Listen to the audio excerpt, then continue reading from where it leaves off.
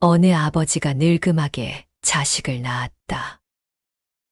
자식 하나 기르는 재미로 생을 보내고 더 늙어서는 그 자식의 노후를 의탁할 마음이었다. 그런데 한창 재롱을 부릴 7살 나이에 아들이 그만 세상을 뜨고 말았다. 아버지는 자식이 그리워 병이 나고 말았다. 결국 염라대왕에게까지 가서 부탁했다. 제가 그 아들 하나만 믿고 살았습니다. 제가 늙은 뒤에는 아들에게 의지할 생각으로 살아왔는데 제발 다시 데려갈 수 없겠습니까? 아버지의 부탁이 너무나도 간곡한지라 염라대왕은 알아서 데려가라고 허락했다. 그리하여 아버지는 저승으로 간 아들을 찾아내서 돌아가자고 말했다. 그런데 어린 아들의 입에서 믿기 어려운 말이 튀어나왔다. 제가 잠시 몸을 의탁해서 지냈을 뿐인데 어찌 이곳에서까지 부자 관계일 수 있겠습니까? 저는 따라가지 않겠습니다. 아버지는 설마 내 자식이 이런 말을 할 줄 꿈에도 상상하지 못했다. 크게 상심한 아버지는 이승으로 돌아와 부처님을 찾았다. 부처님은 이렇게 달래주었다. 부모 자식의 인연으로 모여 사는 것은 간밤에 여관에 깃든 나그네들이 아침에 일어나면 뿔뿔이 흩어지는 것과 같다. 그러한데 어찌 자기 소유라 생각하며 근심하고 슬퍼하고 괴로워하는가? 내가 너 때문에 이렇게 고생한다. 넌 왜 그 모양이니? 다 너 잘 되라고 하는 말이야. 내가 이 집안의 희망이야. 부모로서 우리는 이런 말들을 자식에게 무심코 건네곤 한다. 자식을 향한 사랑에서 비롯된 충고일 수도 있고, 자식의 앞날을 걱정하는 마음에서 나온 말일 수도 있다. 하지만 우리는 이런 말들이 자식에게 어떻게 들리는지는 간과하고 있다. 자식의 입장에서 내가 너 때문에 이렇게 고생한다는 말은 나는 부모에게 짐이 되는 존재일지도 모른다라고 들릴 수 있다. 넌 왜 그 모양이니라는 말은 나는 부모에게서조차 인정받지 못하는 부족한 사람인가라는 자괴감을 불러일으킬 수 있다. 다 너 잘 되라고 하는 말이야는 자식을 위한 것처럼 보이지만 자식은 부모가 자신을 통제하려 한다고 느낀다. 내가 이 집안의 희망이야 라는 말은 처음엔 격려처럼 들릴 수 있지만 자식에게는 가족의 모든 기대를 짊어져야 한다는 압박감으로 다가온다. 부모의 사랑이 때로는 집착이 되고 충고가 상처가 될 때 자식은 부모의 기대에 눌려 자신을 잃어버리게 된다. 우리가 생각해보지 못했던 이 무심한 말들이 자식의 자존감에 얼마나 큰 영향을 미치고 있는지 알 필요가 있다. 부모로서 우리는 자식을 위해 최선을 다하지만 그 과정에서 의도하지 않게 자식에게 감정적 부담을 떠넘기는 경우가 많다. 자식을 위한 말이라고 생각했던 한마디가 사실은 그들에게 깊은 상처로 남아 평생 자리 잡기도 한다. 우리는 주변 사람들과 감정을 교류하며 좋은 감정이든 나쁜 감정이든 나누고 있다. 그러나 때때로 부정적인 감정을 일방적으로 쏟아내기도 한다.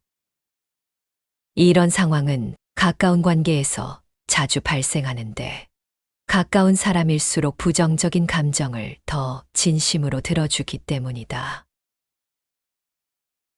감정 쓰레기통이라는 말을 들어보았을 것이다.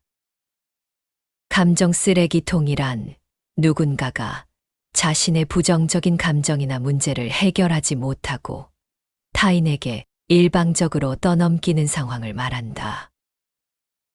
부모와 자식 간에도 물론 이러한 현상이 나타날 수 있다.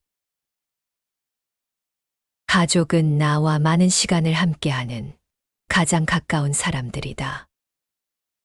당연히 무수한 말과 행동을 주고받고 감정을 교환한다. 그래서 그만큼 상처도 많이 받게 되는 것이다. 부모가 자식에게 감정을 투사하는 것은 흔히 무의식적으로 이루어진다. 부모는 때때로 자신의 삶에서 느끼는 어려움과 고통을 아무 생각 없이 자식에게 전가한다. 부부 간의 불만이나 서운함을 자식에게 쏟아낸다면 자식은 이를 들어주고 부모를 달래야 하는 상황이 반복되고 결국 그 짐을 그대로 짊어지게 된다.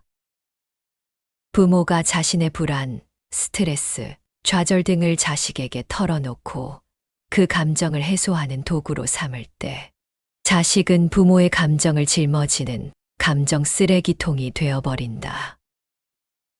자식은 부모의 감정을 처리하지 못한 채 그 과정에서 자신을 잃어버리고 마는 것이다. 매우 추운 어느 날 밤, 고슴도치들이 추위를 피하려고 떼를 지어 몰려들었다. 서로의 온기로 추위를 견뎌내려 했지만 가까이 붙을수록 서로의 뾰족한 가시에 찔려 고통스러웠다. 그렇다고 멀리 떨어지면 다시금 혹독한 추위가 몰아쳤다. 고슴도치들은 가까이 붙었다가 떨어지기를 반복한 끝에 어느 정도의 거리를 유지해야 가시에 찔리지 않으면서도 추위를 피할 수 있음을 깨달았다. 우리가 잘 알고 있는 고슴도치 딜레마이다. 이 이야기는 분화를 잘 설명하고 있다. 분화란 특별한 기능이나 형태가 없었던 세포, 구조, 조직 등이 분열, 성장하여 성숙된 구조나 특정 기능을 얻는 과정이다. 더 나아가 자기분화란 마치 세포가 특정한 역할을 찾아가는 과정처럼 한 사람이 타인에게 의존하지 않고 자기 자신만의 방식으로 살아가는 법을 익히는 것을 말한다. 자기분화는 마치 고슴도치들이 서로의 가시에 찔리지 않기 위해 거리를 조절하는 것처럼 관계에서 올바른 거리와 균형을 찾는 과정이라 할 수 있다. 이는 가족이나 가까운 관계 속에서도 완전히 독립하거나 단절되지 않으면서도 자신의 정체성을 확립하는 과정이다. 한마디로 자기분화는 홀로 설 줄 아는 능력이다. 너무 밀착된 가족 내에서는 다른 사람의 감정을 이해하기보다는 자신의 감정과 욕구를 투사하는 일이 더 빈번하게 일어난다. 이렇게 되면 상대방은 물론이고 자신도 불안해질 수밖에 없다. 불안이 계속 지속되면 오히려 거리감을 느끼게 되고 관계는 멀어진다. 애착을 느낄 다른 사람을 찾아보지만 그 역시 불안해지고 만다. 각자 홀로 서기를 하지 못한 결과인 것이다. 그래서 다른 사람의 감정을 자신의 것으로 혼동하고 자신의 감정이 자신의 생각인 줄 알게 되는 어리석음에 빠지게 된다. 가족이란 모든 것을 이해하고 모든 것을 함께 나누어야 한다고 착각하기 쉽다. 그러나 실제로 무조건적인 사랑과 이해는 가족 내에서도 받아들여지기 쉽지 않다. 부모와 자식이라는 관계 이전에 각각은 하나의 독립된 개인이기 때문이다. 자기분화는 마치 바람이 불어도 흔들리지 않는 깊은 뿌리를 가진 나무와 같다. 감정의 소용돌이가 몰아치는 순간에도 중심을 잡고 자신만의 길을 걸어가는 것이다. 자기분화가 이루어진 사람은 타인의 감정에 지나치게 얽매이지 않고 그 속에서도 자신을 잃지 않으며 묵묵히 자신의 감정을 다스릴 줄 안다. 주변의 소란 속에서도 내면의 평온을 유지하며 감정에 휩쓸리지 않고 이성적으로 상황을 바라볼 수 있다. 하지만 자기 분화가 충분히 이루어지지 않으면 주변의 감정에 쉽게 물들고 흔들리게 된다. 특히 가족이나 가까운 이들의 감정에 예민하게 반응하며 그 불안에 휩싸여 자신의 길을 잃기 쉽다.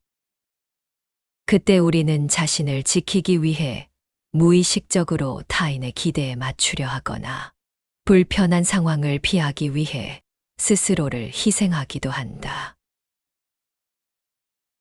자기 분화가 잘 된 사람은 관계 속에서도 스스로를 잃지 않는다.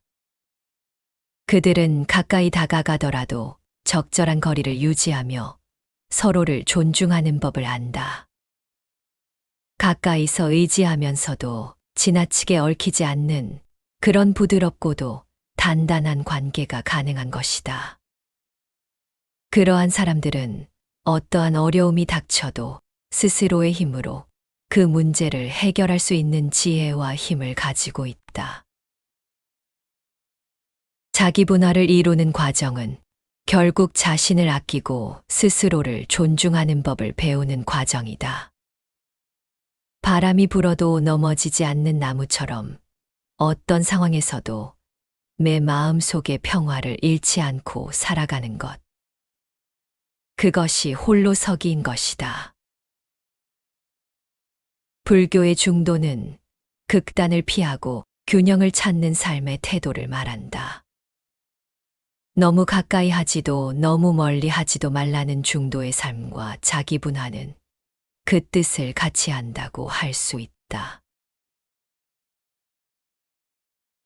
모든 고통은 집착에서 비롯된다고 했다. 부모가 자식에게 지나치게 집착하면 자식은 심리적으로 얽히고 독립성을 잃게 된다. 여기서도 가족이라는 이름으로 모든 것을 나누고 함께 해야 한다는 착각은 버려라. 자식은 내가 아니며 나의 것이 아니다. 부모는 자식을 자신의 소유물로 여길 것이 아니라 그들이 스스로 자아를 찾고 독립된 존재로 성장할 수 있도록 도와줄 뿐이다. 그리고 무엇보다 중요한 것은 부모 자신부터 자기 분화를 잘 이루는 것이다. 부모는 자식에게 자신의 감정이나 기대를 투사하지 않기 위해 먼저 스스로 감정적으로 독립적이고 안정된 상태가 되어야 한다. 즉, 부모 자신이 먼저 그러한 자아를 지니고 있어야 하는 것이다. 내 감정 상태를 혼자서 그대로 볼 줄 아는 것. 다른 사람과 연관되지 않은 그 상태로 보는 것 말이다. 자식은 부모의 거울이다 라는 말이 있지 않은가? 이 말은 자식이 부모의 삶과 태도, 감정을 그대로 반영한다는 의미를 담고 있다. 부모의 말과 행동, 그리고 내면의 감정까지도 자식은 마치 거울처럼 받아들이고 그 안에 자신을 투영한다. 부모가 살아가는 방식과 세상을 바라보는 시각이 자식에게 그대로 전해지니 자식을 기르기에 앞서 부모가 먼저 자신을 돌아봐야 하는 이유가 여기에 있다. 부모가 자신의 감정을 다스리지 못하고 자식에게 지나치게 의존할 때 자식은 부모의 감정을 그대로 받아들이고 자신의 삶으로 흡수하게 된다. 부모의 불안과 스트레스는 자식에게도 불안과 부담이다. 부모가 힘들어하는 모습을 보고 자식은 부모를 기쁘게 하기 위해 애쓰지만 그 과정에서 자신을 잃어버리기 쉽다. 자식은 부모의 감정의 거울이 되어 그 불안함을 자기 것처럼 느끼고 살아가게 되는 것이다. 그러나 부모가 스스로 감정적으로 독립된 상태에서 자식을 대할 때 자식은 그로부터 독립성과 평온함을 배울 수 있다. 부모가 자신의 삶을 다스리고 자식에게 의존하지 않으며 그들의 성장을 믿고 기다려 줄 때 자식은 그 모습을 본받아 스스로의 길을 걸어갈 수 있는 힘을 얻게 된다. 부모가 자식에게 요구하고 기대하는 것보다 자신이 어떻게 살아가고 있는지를 먼저 보여주는 것이 중요하다. 부모가 자식에게 가르쳐 줄 수 있는 가장 큰 지혜는 스스로의 삶을 온전히 살아내는 모습이다. 부모가 자기 분화를 이루고 감정적으로 독립된 존재로 설 때 자식은 그 거울 속에서 자신만의 길을 찾고 자신의 삶을 온전히 살아갈 수 있게 될 것이다. 자식이 부모의 감정을 받아들이고 해결해주는 존재가 아님을 잊지 말라. 그들은 독립된 인격체이며 자신만의 삶을 살아가는 주체이다. 부모가 자신의 감정을 자식에게 전가하지 않고 스스로 다스리는 법을 배울 때 자식과의 관계는 더욱 건강해질 것이다. 자식은 부모의 감정 쓰레기통이 아니라 온전한 자신으로서 세상을 살아갈 존재임을 항상 기억하자.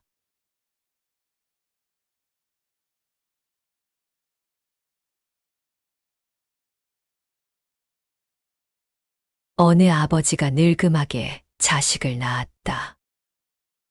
자식 하나 기르는 재미로 생을 보내고 더 늙어서는 그 자식의 노후를 의탁할 마음이었다. 그런데 한창 재롱을 부릴 7살 나이에 아들이 그만 세상을 뜨고 말았다. 아버지는 자식이 그리워 병이 나고 말았다. 결국 염라대왕에게까지 가서 부탁했다. 제가 그 아들 하나만 믿고 살았습니다. 제가 늙은 뒤에는 아들에게 의지할 생각으로 살아왔는데 제발 다시 데려갈 수 없겠습니까? 아버지의 부탁이 너무나도 간곡한지라 염라대왕은 알아서 데려가라고 허락했다. 그리하여 아버지는 저승으로 간 아들을 찾아내서 돌아가자고 말했다. 그런데 어린 아들의 입에서 믿기 어려운 말이 튀어나왔다. 제가 잠시 몸을 의탁해서 지냈을 뿐인데 어찌 이곳에서까지 부자 관계일 수 있겠습니까? 저는 따라가지 않겠습니다. 아버지는 설마 내 자식이 이런 말을 할 줄 꿈에도 상상하지 못했다. 크게 상심한 아버지는 이승으로 돌아와 부처님을 찾았다. 부처님은 이렇게 달래주었다. 부모 자식의 인연으로 모여 사는 것은 간밤에 여관에 깃든 나그네들이 아침에 일어나면 뿔뿔이 흩어지는 것과 같다. 그러한데 어찌 자기 소유라 생각하며 근심하고 슬퍼하고 괴로워하는가? 내가 너 때문에 이렇게 고생한다.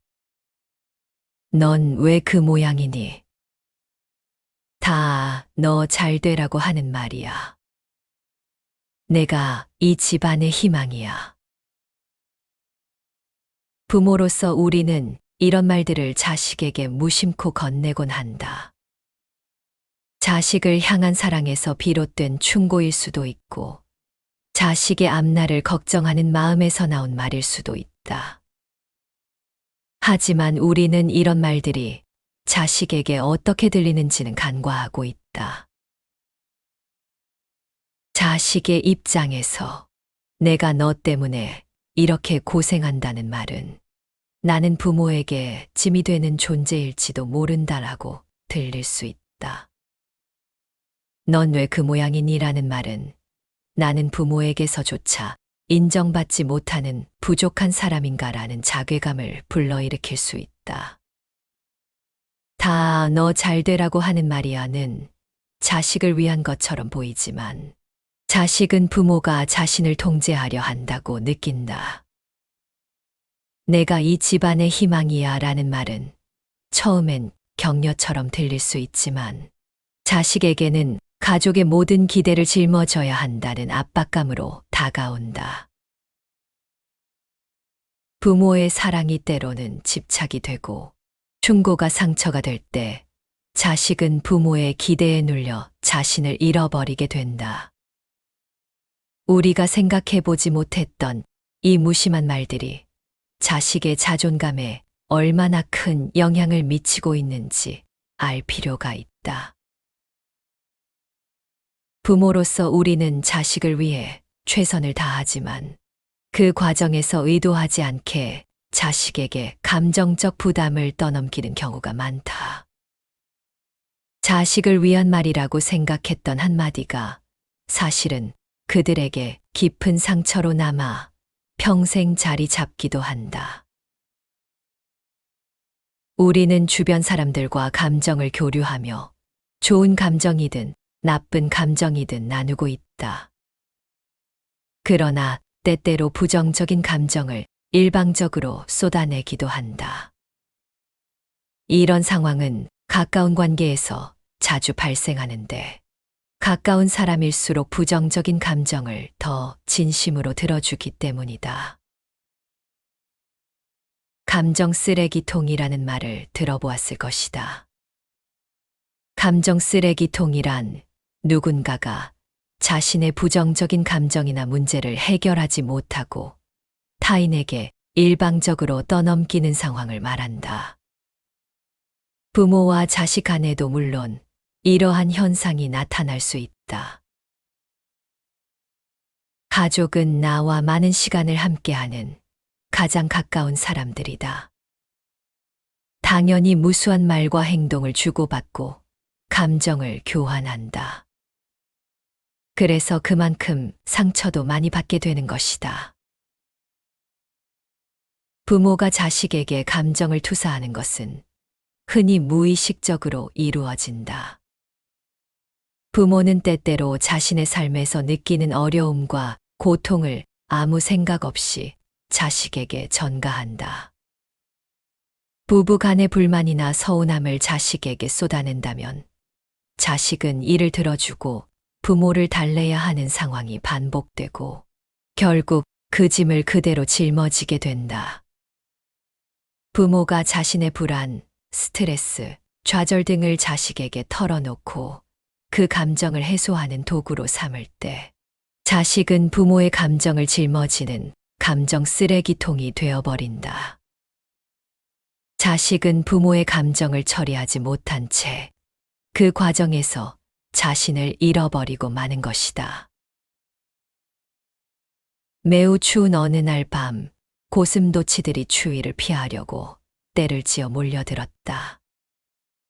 서로의 온기로 추위를 견뎌내려 했지만 가까이 붙을수록 서로의 뾰족한 가시에 찔려 고통스러웠다. 그렇다고 멀리 떨어지면 다시금 혹독한 추위가 몰아쳤다. 고슴도치들은 가까이 붙었다가 떨어지기를 반복한 끝에 어느 정도의 거리를 유지해야 가시에 찔리지 않으면서도 추위를 피할 수 있음을 깨달았다.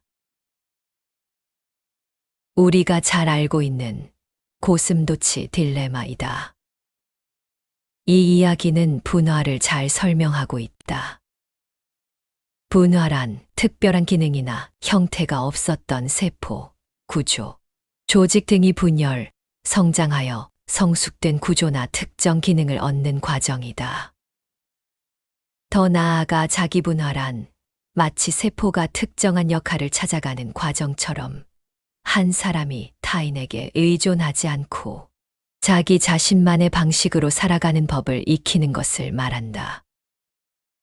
자기분화는 마치 고슴도치들이 서로의 가시에 찔리지 않기 위해 거리를 조절하는 것처럼 관계에서 올바른 거리와 균형을 찾는 과정이라 할 수 있다.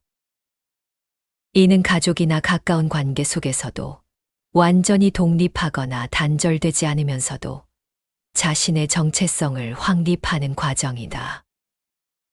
한마디로 자기분화는 홀로 설 줄 아는 능력이다. 너무 밀착된 가족 내에서는 다른 사람의 감정을 이해하기보다는 자신의 감정과 욕구를 투사하는 일이 더 빈번하게 일어난다. 이렇게 되면 상대방은 물론이고 자신도 불안해질 수밖에 없다. 불안이 계속 지속되면 오히려 거리감을 느끼게 되고 관계는 멀어진다. 애착을 느낄 다른 사람을 찾아보지만 그 역시 불안해지고 만다. 각자 홀로 서기를 하지 못한 결과인 것이다. 그래서 다른 사람의 감정을 자신의 것으로 혼동하고 자신의 감정이 자신의 생각인 줄 알게 되는 어리석음에 빠지게 된다.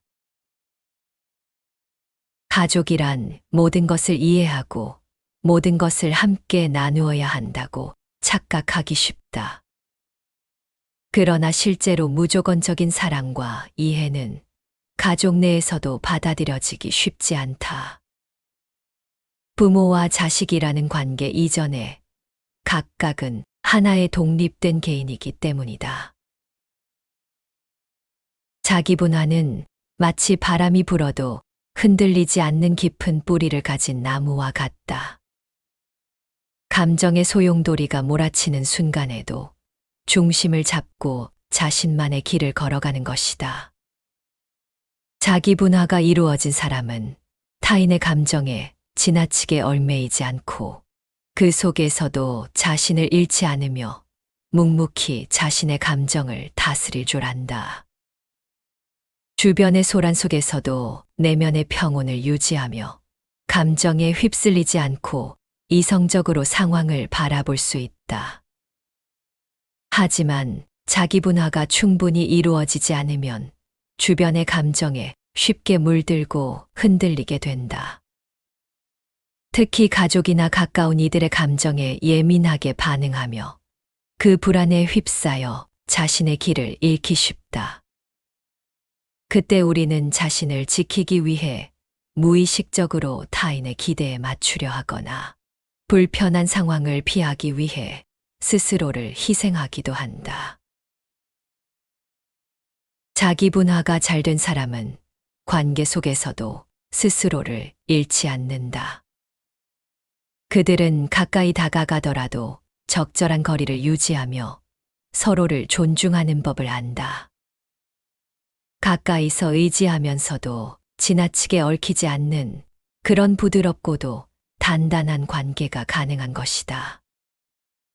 그러한 사람들은 어떠한 어려움이 닥쳐도 스스로의 힘으로 그 문제를 해결할 수 있는 지혜와 힘을 가지고 있다.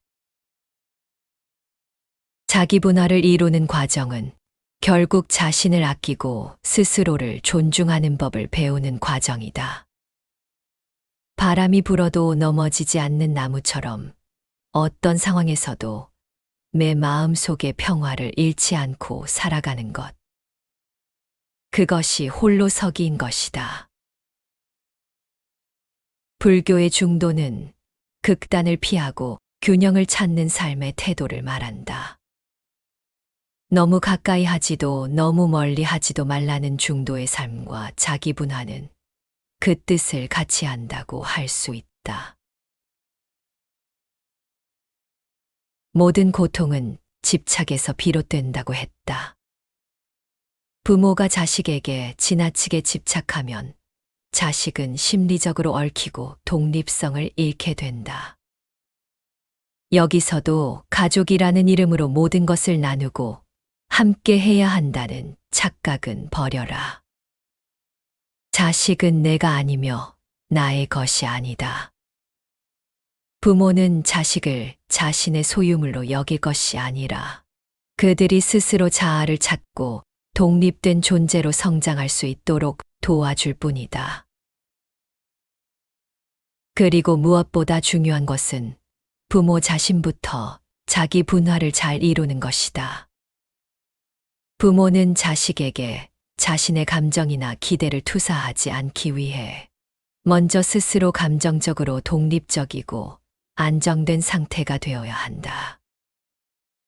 즉, 부모 자신이 먼저 그러한 자아를 지니고 있어야 하는 것이다. 내 감정 상태를 혼자서 그대로 볼 줄 아는 것. 다른 사람과 연관되지 않은 그 상태로 보는 것 말이다. 자식은 부모의 거울이다 라는 말이 있지 않은가? 이 말은 자식이 부모의 삶과 태도, 감정을 그대로 반영한다는 의미를 담고 있다. 부모의 말과 행동, 그리고 내면의 감정까지도 자식은 마치 거울처럼 받아들이고 그 안에 자신을 투영한다.